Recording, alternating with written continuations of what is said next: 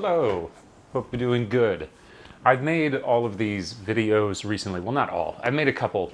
And the focus has been, what's going on recently. And it's great to share those things and it's great to chronicle them. And it's important. But that's obviously not all I'm doing right now. I thought I would make this video today to just how have I been staying sane amidst this? Because obsessively working on things, especially as they are so important to you, is easy to do because it's less work because you like it so much. But I think it is necessary to step back from them, if only to kind of digest the information that you've gotten. And then when you look again, you look with fresh eyes and you're able to see things that you may not have noticed because you've been just staring at it 24/7. It's the same kind of effect when you just get somebody new to give feedback on the project who's never seen it before. It's amazing how much they notice because they're fresh. They just haven't looked at it for so long. But I've been doing a lot of cool stuff with obviously I love video games, but one of the big things I've been doing recently, also the gym, I should mention that as well.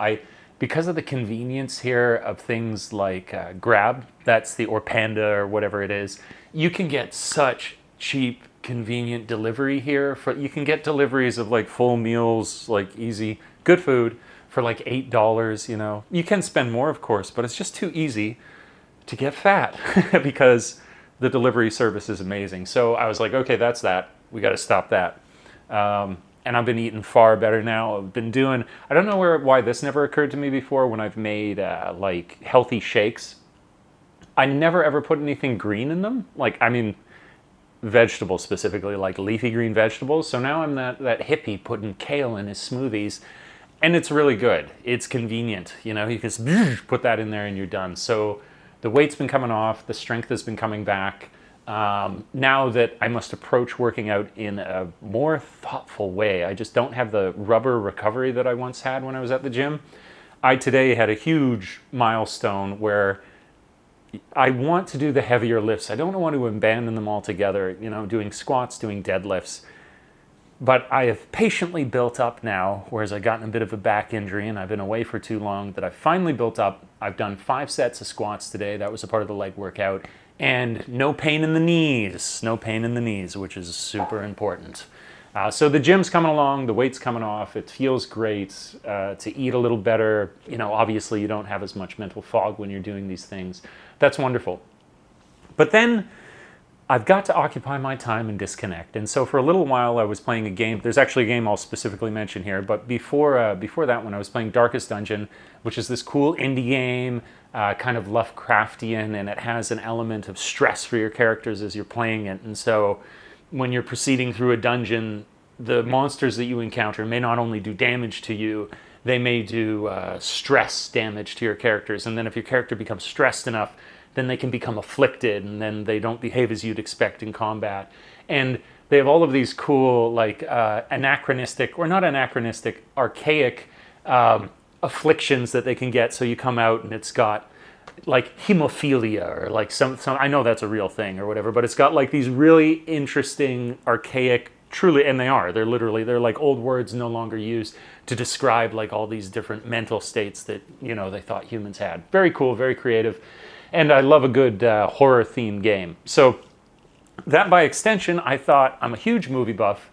I want to catch up and interconnect a few of these different movies that I've seen through the ages and I know that are somewhat related to each other, but I like to check them out just as I like to read the first books that an author has ever written to get a sense of how they've evolved and what moves did they use when they were first starting out, and is that still now a part of their style? And one I was particularly interested in because he has such a fascinating history and he did such a interesting thing in his own genre or medium, which is filmmaking, is the one everybody's probably very, very familiar with is Sam Raimi. So the way that not nowadays people would know him as well for, maybe they would know him better for having done just recently the, who is the magician? Doctor Strange. He directed the Doctor Strange movie. He did maybe most famously is he did the Evil Dead series, and then when I was a kid, he had done the first Spider-Man, so he did the one with Tobey Maguire and Willem Dafoe. And going back, I'd seen Army of Darkness. I'd never seen Evil Dead 2. It is so impressive what this guy does with so little in that movie. I should be careful of saying so little, or more I should say, it's so amazing what he gets out of every little trick or tool that he uses to deal with the fact that he has a tiny budget. And it's a bigger budget, I'm sure he had a few dollars, but just like their use of miniatures are absolutely perfect in it, like right at the right time. And then his like camera angles, like his characters interact with something that might be miniature, are incredibly cleverly done. His sense of action as a result of how he often does this really cool thing with his movies where whether it's a character or simply the movement of something, he'll put the camera's view as a first-person view of that thing. And it's really effective for creating like way more interesting action. He has a really dynamic camera and this sort of like, mid-shot, far shot, close-up. Like he doesn't work like, he works like that, but the way that he's doing creative things with camera movement is really, really cool. Particularly one section in the Evil Dead 2 where there's this demon that's trying to possess the main character. And so, you get it from the camera view. He's going towards the main character, going towards Ash, goes towards him, and then Ash gets hit by the demon. And obviously, or not obviously, but you get the sense that this demon has knocked him backwards and he goes flying through the forest.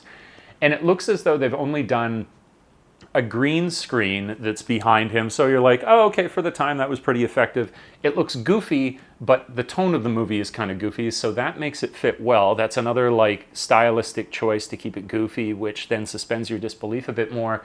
And he does this cool thing where, he's been flying through the forest with a green screen behind him, and it's showing him going up above the trees. And then the next shot is a camera that just drops down towards this puddle, and it gives you the perfect sensation of he flew up above the trees and is now crashed down, and that's his perspective going into the forest.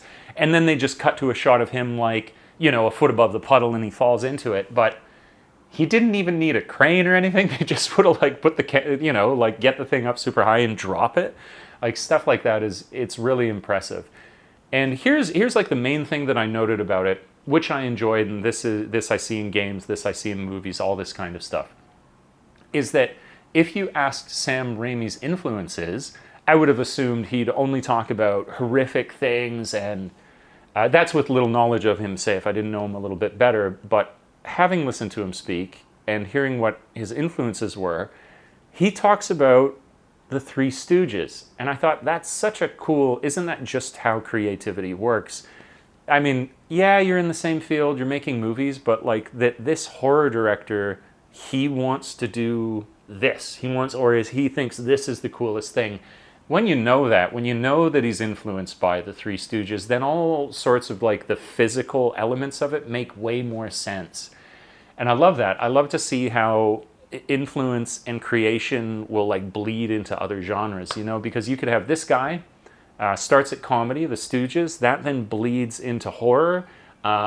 Perhaps somebody likes Raimi's style and then they use that in a comic book. So now you've even jumped out of the medium that you're in, but it's still, you can see this continuous chain of creatives, inspiring each other and forming into whatever it is that comes. And it's interesting to see the world make sense to you in that way. It doesn't for all things, but you definitely notice everything exists for a reason when you get into these histories and you see how, this creative played off that creative. So I've been really enjoying these old movies. Looking up, trying to listen to good suggestions from the 80s and 90s. And this isn't even because it's not that I hate new movies. I've seen some great, awesome new movies with some great new voices. Standout would have been Talk to Me, if we're going to talk about horror directors, those guys from the Racka Brothers from YouTube. They're a great voice, a great modern voice. And I can almost kind of see in their stuff when you look at their YouTube videos, it was almost like looking at, Sam Raimi's like Evil Dead 1, and then, they finally got their budget and that's Evil Dead 2, and in their case it's Talk to Me. Yeah, we have these great new voices and people like, as I say, the Racka Racka and stuff. They're really cool. I don't worry for that. It was more that I became aware where I thought that I was this great movie buff that knew so much. And I think I do have a more expanded sense than a lot of people do, because my dad was so like fanatical about this and showed me all these VHSs when I was young. But as I listen more and more, I'm like, no, there's like libraries of movies from that time that I could check out and I would really, really enjoy. But there are, great modern movies and voices. It's just that they almost can't keep up. I watch the modern ones, all the ones that I like of the modern, and I'm like, I want to get something else out of this. I want to, that can't be all the movies. Why do I just got to wait for whatever new comes out? And then I realized, why are you doing that? There's all this great history of film that you could check out and then see them in this web together, which I really enjoy, whether that's games, books, or movies, or whatever else. So that's what I'm doing for fun. I am enjoying the history of cinema, probably with a little bit of a horror bent right now. I mean, one of the ones I was also looking at, and I think I'm going to try and check out, is when I was a kid, I watched American Werewolf in London, which is a remake of a movie, American Werewolf in Paris is what I watched, and it's like apparently horribly reviewed, but I liked it as a kid. But then there's this one, American Werewolf in London, which is supposed to be amazing, and I did a quick look at it, just in the trailer, and I was like, this does look very well made. So I think I'm going to check that out next. If you have any movie recommendations for me, that would be awesome. That would be really cool. My movie recommendation for you is Talk to Me. It's that new horror by the Racca brothers. I think you'd really enjoy it. Not for the faint of heart. That's one detail that I'll add to it. So, make sure you want to watch a scary horror movie. But aside from that, excellent. All right, there it is. Catch you in the next one.